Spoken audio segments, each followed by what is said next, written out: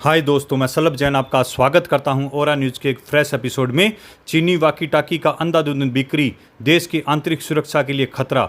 भारत की e commerce साइटों पर बिना लाइसेंस बिकने वाले चीनी वाकी टाकी देश की सुरक्षा के लिए खतरा बन रहे हैं। आतंकवादियों द्वारा इसका इस्तेमाल बड़े स्तर पर किया जा रहा है।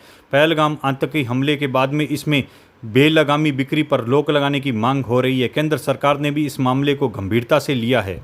भारत में ई कॉमर्स साइटों पर बिना लाइसेंस बिकने वाले चीनी वाकी टाकी देश की सुरक्षा के लिए खतरा बन रहे हैं। हाल ही में हुए पहलगाम आतंकी हमले में उपयोग होने की संभावना जताई जा रही है। बेलगाम बिक्री पर रोक लगाने की मांग तेज हो रही है। आशंका जताई जा रही है कि इन वाकी टाकीज का इस्तेमाल आतंकवादी संगठनों द्वारा मंसूबों को अंजाम देने के लिए किया जा रहा है। वहीं केंद्र सरकार इस मामले में गंभीरता को देखते हुए कड़ा रुख अपना रही है। पहलगाम हमले के बाद में केंद्रीय मंत्रालय को बिना लाइसेंस वाले विक्रेताओं के खिलाफ कार्रवाई की है।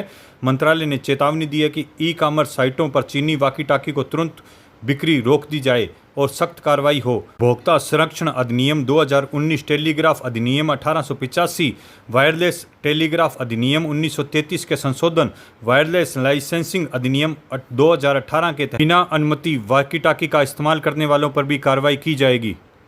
आतंकवादी गतिविधियों में इस्तेमाल की आशंका। आतंकवादी वाकी टाकी रेडियो तरंगों पर काम करते हैं, बिना ट्रांसपोर्ट और विशेष फ्रीक्वेंसी पर संचार संभव करते हैं। यह सुविधा इनको बिना इंटरनेट और ट्रैकिंग के संचार साधन उपलब्ध कराती है। सुरक्षा एजेंसियों को आशंका है कि आतंकवादी संगठनों के स्लीपर सेल इनका उपयोग कर रहे हैं। केंद्रीय उपभोक्ता संचार मंत्रालय ने वाकी टाकी के इस्तेमाल पर रोक लगाने के लिए नोटिस जारी किया है। चीनी वाकी टाकी का आसान उपलब्धता। भारत में बायोफेंग UV8B, ट्रोक प्रो, बेल्ट डिजिटल लॉन्ग और मोटोरोला T82, T83 जैसे वाकी टाकी ब्रांड आसानी से उपलब्ध हैं। ये ज़्यादातर चीनी हैं और ई कॉमर्स साइटों पर सस्ते दामों पर बिक रहे हैं। इनका उपयोग पुलिस, सरकारी स्तर पर कुछ निजी सुरक्षा एजेंसियों द्वारा किया जाता है, लेकिन इनके लिए संचार मंत्रालय की मंजूरी लेना जरूरी होता है। बिना मंजूरी इनकी बिक्री और इस्तेमाल पर बैन है। पहलगाम हमले से पहले मिले थे इनपुट।